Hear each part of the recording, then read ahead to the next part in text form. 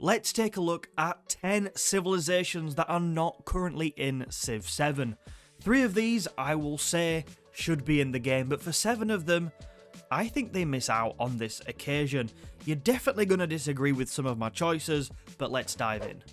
Korea is one of many civs that are really hard to place in one of Civ 7's specific ages. For this video, we're looking at the Antiquity age, and this centres on the emergence of the world's first civs and empires. So it does make sense for us to ignore the modern stuff, obviously, and focus on the Three Kingdoms period in Korean history, starting around the 1st century BCE. I know basically nothing about Korean history. I know probably just as much as the average person, but what I can tell you from googling things is that Civ 7 would likely bring Korea back as a science civ, just as it was in Civ 6, and I also think there's potential there related to its resource-rich land. Why not have science buildings become even more powerful from bonus adjacent resources?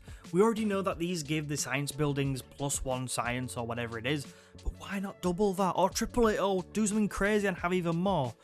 More importantly, let's have some lovely production with that, because we know how powerful production is in Civ 7, and this would take Korea to a high level and be quite a fun civ to play with.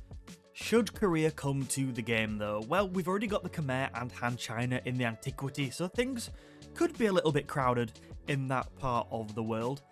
But I'm going to say yes, because I think it just sounds fun, and I guess that's what it's all about. Whoa, time out. I'm 1 civ in and I've just put the first one through. I said I wanted to put like 3 through to the game in this one and reject the rest.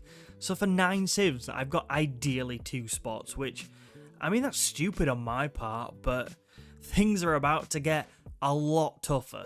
Next up, we have Nubia, which was situated to the south of ancient Egypt along the Nile. It was an ancient civilization known for its gold deposits and its trade and intense rivalry with its northern Egyptian neighbours. Everything I know about Nubia tells me that it would be a trading civ in Civ 7. It would be a civ focused on making its way down the Silk Road's legacy path and making the most of resources. Maybe some navigable river bonuses thrown in there too, but that's about it. The problem Nubia has is that Aksum is already in the game. Aksum is from a very similar time period, a very similar region. In fact, I think these two powers bordered each other and has very similar bonuses. I basically just described the civ of Aksum when saying what Nubia would be like, so I don't think it makes sense to add Nubia at this point. In the past, people have absolutely slated me for being focused on European civs in these videos. It's like, Alex, why are you so bothered about more European civs, you small-minded, ignorant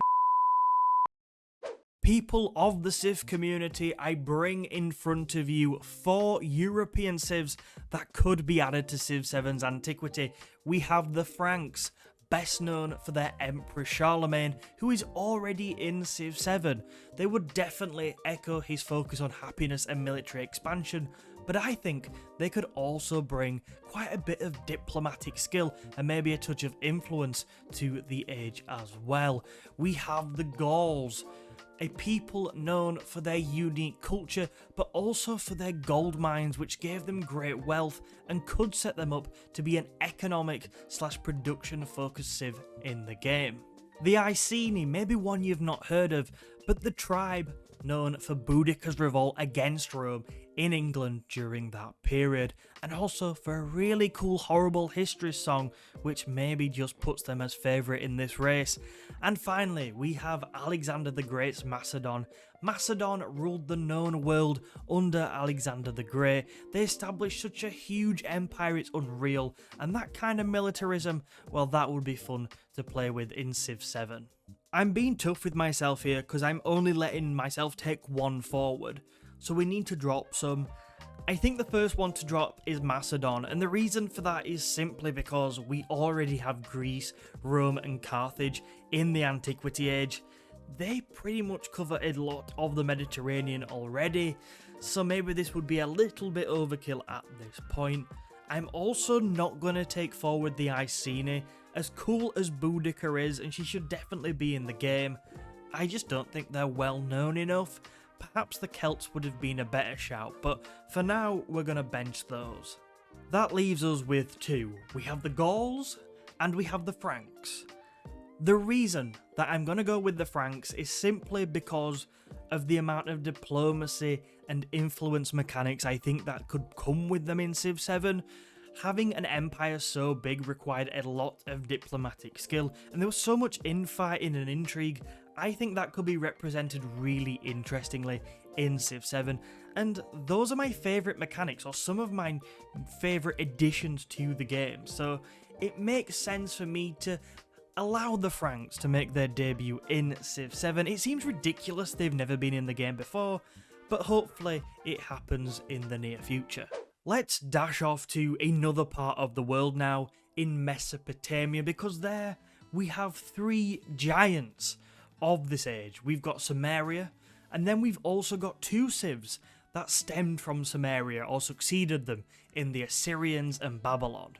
Okay, 2 seconds. Future Alex here. I've clearly made this really hard for myself, only picking a couple from this list of 10, but which ones would you have picked and which ones have I missed completely off my list like an idiot? Let me know down in the comments. I try and reply to every single one, so I look forward to chatting with you down there. Sumeria is one of history's oldest known civilizations, or more accurately, collection of city-states that survived for nearly 3,000 years. That is so old. Not even members of the royal family are that old. Well, I don't think they are anyway. Rising from the ashes of Sumeria were the Assyrians, very much would be a militaristic civ in Civ 7, and Babylon, which would definitely be a scientific civ in Civ 7. But I think we're going to go with Sumeria for this one, and the reason why is the city-state side of it. In Civ 7, Sumeria could make a lot of city-states and independent powers. Maybe they could incorporate them into their empire more easily, whilst retaining potentially some of their benefits, and if not, they could suzerain them easier. I just like that area of the game. Maybe I'm biased because I've got a video coming up on city-states and independent powers and just how powerful they can be, but I'm giving this one to Sumeria. So in the form of Korea, the Franks, and Sumeria, we technically already have our three civilizations that I want to say should be in Civ 7 for the Antiquity. But what about the Olmecs? Did you know that these have already been in Civ games? Like, not as mainline Civs, but as the city-state Leventer, essentially. They were a Mesoamerican group of states, or group of people, and they're well known for their monuments such as the Colossal Heads, which were their tile improvement, or Leventer's tile improvement in Civ 6.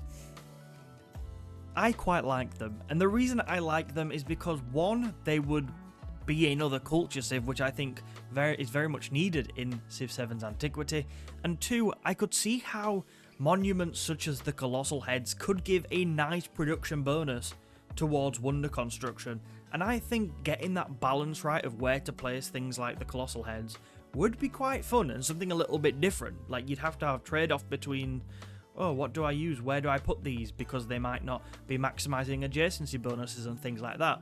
So, yes, I said we'd only have three, and another counterpoint here would be that the Mayans are a very nearby civ that are already in the game, but I would welcome them. I will put them through as a fourth because I'm a very generous man, and because I just found it interesting to research them.